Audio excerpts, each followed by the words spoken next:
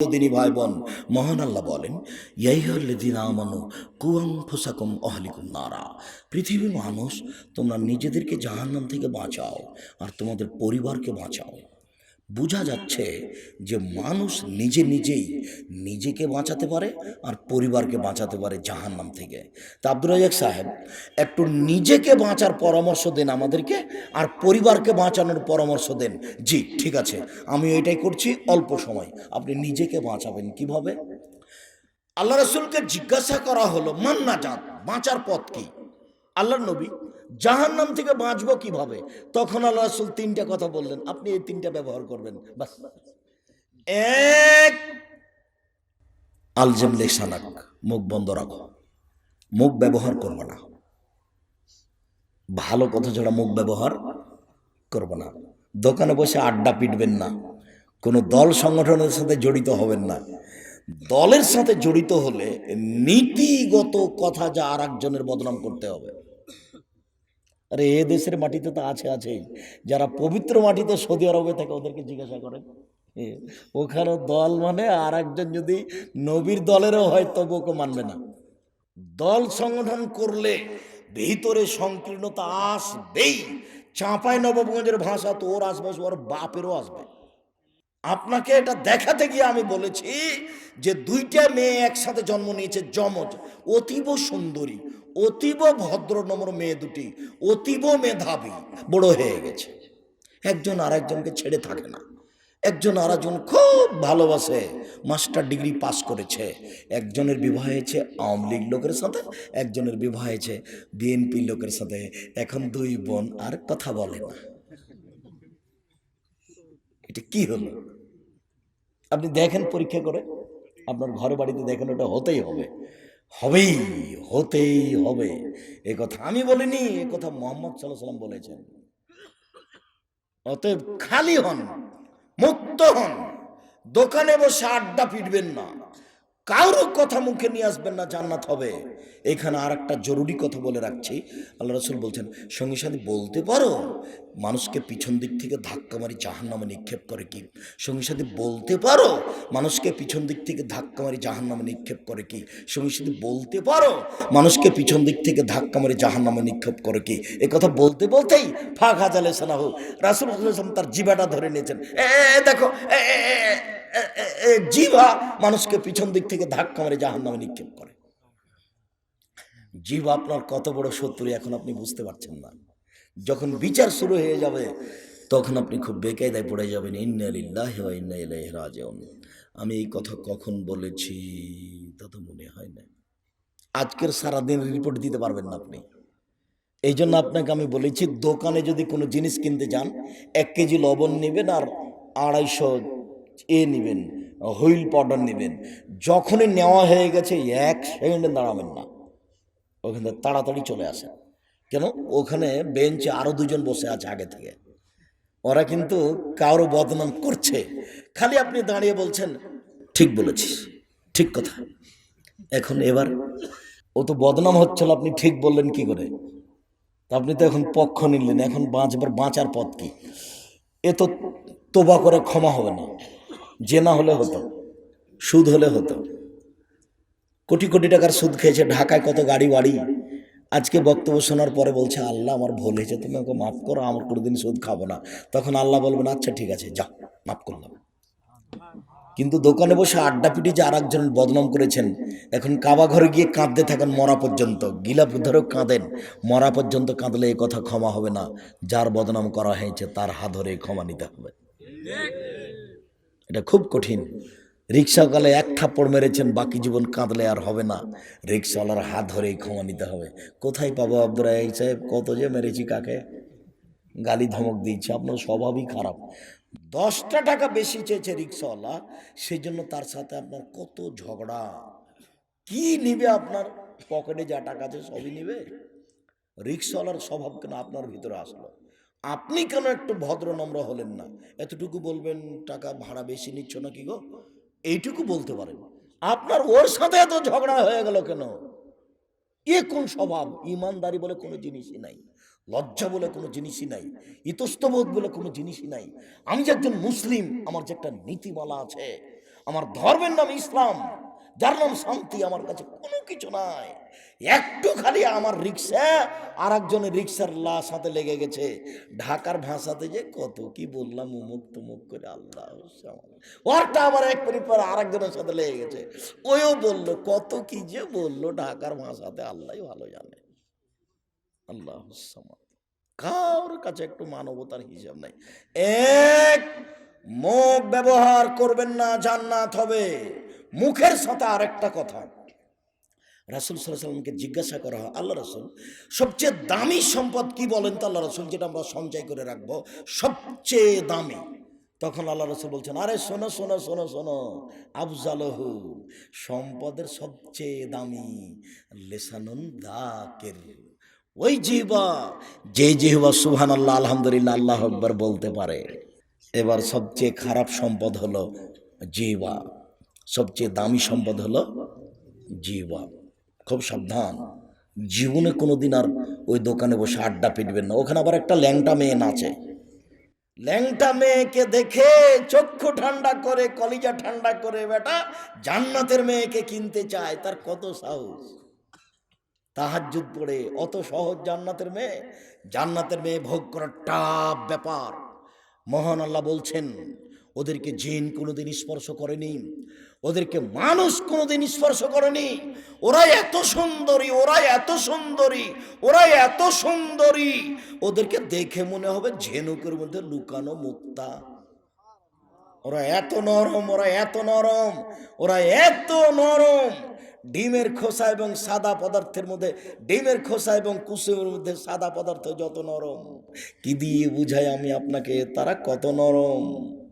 তাদের কোনোদিন ঋতু হবে না, হায়েজ হবে না, তাদের কোনোদিন পেশাব হবে না, তাদের কোনোদিন পায়খানা হবে না, তাদের কোনোদিন নাকে শিকা নাচবে না, তাদের পরনের কাপড় কোনোদিন ময়লা হবে না, তাদের চক্ষু হবে টানা টানা লম্বা লম্বা, তাদের মাথায় চুল থাকবে লম্বা লম্বা কুচকুচে কালো কোঁকড়া কোঁকড়া, বয়স হবে 15-16 বছরের মেয়েদের মতো বয়স। কি দিয়ে বুঝে আপনাকে তারা কেমন? 72 থেকে 73 জন নারী আপনার সামনে থাকবে, সময়ে খুশি করে আপনাকে বলবে, নানুল খালাদাতো ফালানা বিদু অনন্যায় মতো ফালানা বাসো অননুরাজে এত ফালানাস খাতো তু বলে মান কানালানা ও কুন্নালাহু।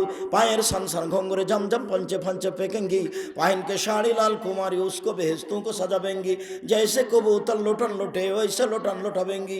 पायर सन घोंगरे जमजम पंचे फंचे फेंकेंगी, पाइन के साड़ी लाल कुमारी उसको बेहस्तों को सजावेंगी, जैसे कबूतर लोटन लोटे वैसे लोटन लोटावेंगी। স্বামীগো আমরা চিরস্থায়ী রয়েছি, কখনো আমরা ধ্বংস হব না। স্বামীগো আমরা সর্বদা আপনাকে সন্তুষ্ট করে রাখবো, কখনো অসন্তুষ্ট করব না। আমরা হচ্ছে আপনার জন্য, আর আপনি হচ্ছেন আমাদের জন্য।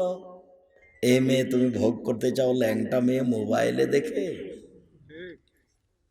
আর ওই দোকানে বসে আড্ডা পিটে। প্রায় সব দোকানে মেয়ে নাচে, প্রায় সব দোকানে মেয়ে নাচে। মুরব্বী, আপনাকেও দেখা গেছে মাথায় টুপি আছে, আপনিও বসে থাকেন।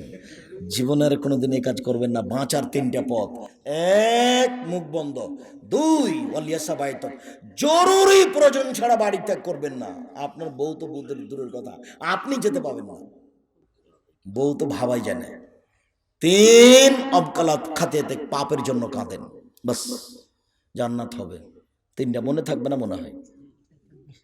1, মুখ বন্ধ, ভালো কথা ছাড়া এটা ব্যবহার হবে না। 2, জরুরি প্রয়োজন ছাড়া বাড়ির বাইরে যাওয়া হবে না। 3, পাপের জন্য কাঁদতে হবে। রাসূল সাল্লাল্লাহু আলাইহি ওয়াসাল্লাম বলেন, যে ব্যক্তি পাপের জন্য কাঁদে তার জাহান্নামে যাওয়া ওইরকমই অসম্ভব। গাভীর বাঁট ওলান থেকে দুধ দহন করে ভিতরে ঢোকানো যেমন অসম্ভব, এটা অসম্ভব।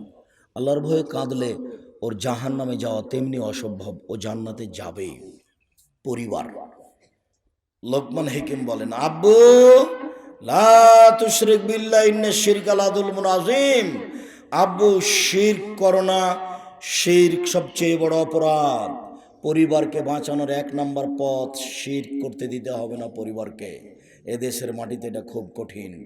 2, অমর আলা আহলিক বিসসালাত ওয়াস্তাবির আলাইহা, নিজে সালাত আদায় করুন, পরিবারকে সালাত আদায় করতে বলুন। তিন, এশার সালাতের পরে পরিবারের কেউ আপোষে গল্প করবে না, টিভি নিয়ে বসে কথা বলবে না। এশার সালাতের পরে কেউ ঘুমাতে পাবে না। চার, মান কানাত লাহু ওয়ালিদা ফাআল্লামাহু ফাসানাত তাদিবাহু ফাআল্লামাহা ফাসানাত তাদিবাহা। কারো যদি কাজের মেয়ে থাকে তাকে শিখিয়ে দিবে, সুন্দর শিখিয়ে দিবে, শিষ্টাচার শিখিয়ে দিবে, সুন্দর শিষ্টাচার শিখিয়ে দিবে। কাজের মেয়েকেও শিষ্টাচার শিখাতে হবে, নিজের মেয়েকে তো শিখাতে হবেই হবে। জাহান্নাম থেকে বাঁচানোর 4 নাম্বার পথ। এইখানে একটা জরুরি কথা, এক খেলে চেয়ে থাকবেন। একটু আমরা কাছাকাছি চলে এসেছি, কয়েক মিনিট মাত্র। সম্মানিত দিনী ভাই বোন, জাবের রাদিয়াল্লাহু তাআলা আনহু বলেন, আমরা এক যুদ্ধ থেকে আসছিলাম, এখন মদিনায় ঢুকবো। তখন আল্লাহ রাসূল বলছেন, এই থামো, কেউ এখন মদিনায় ঢুকতে পাবা না, সকালে যেতে হবে, রাতে এখানে থাকো। তখন জাবের বলছেন, আল্লাহ নবী, আমি নতুন বিবাহ করেছি, আমাকে বাড়ি যেতে অনুমতি দেন। তখন আল্লাহ রাসূল বলছেন, আচ্ছা আচ্ছা আচ্ছা, ও আচ্ছা, নতুন বিবাহ করেছ তো বিকরা নাম সাইয়্যিব, কুমারী মেয়ে বিবাহ করেছ না তালাকপ্রাপ্ত মেয়ে বিবাহ করেছ? তখন জাবের বলছেন, সাইয়্যিব, তালাকপ্রাপ্ত মেয়ে বিবাহ করেছি, ওর আগে বিবাহ হয়েছিল, ওর স্বামী ছেড়ে দিয়েছেন, আমি তাকে বিবাহ করেছি। তখন আল্লাহ রাসূল বলছেন, আরে হাল্লা বিক্রাম তুলায়কা, অবিবাহিতা মেয়ে কেন বিবাহ করলে না? তুমি তার সাথে খেলতে, ও তোমার সাথে খেলতো। আরে কুমারী মেয়ে কেন বিবাহ করলে না? ও তোমার সাথে খেলতো, তুমি তার সাথে খেলতে। আল্লাহ রাসূল এই পর্যন্ত বললেন। এবার জাবের বলছেন, শোনেন, আল্লাহর নবী, আমার বাপ ওহুদের যুদ্ধে শহীদ হয়েছেন 6 জন মেয়ে রেখে, আমি আমার বোনদের বয়সের মেয়েকে বিবাহ করতে চাইনি। না না না না না না না না না, আমার বোনদের বয়সের মেয়েকে বিবাহ আমি করব না, 4টা কারণে। এক, লে তুয়াদ্দিবাহুন না, আমার বউ যেন আমার বোনদেরকে শিষ্টাচার শিখাতে পারে। 2, বলে তুয়াল্লে মাহন না, আমার বউ যেন আমার বোনদেরকে বিদ্যা শিখাতে পারে।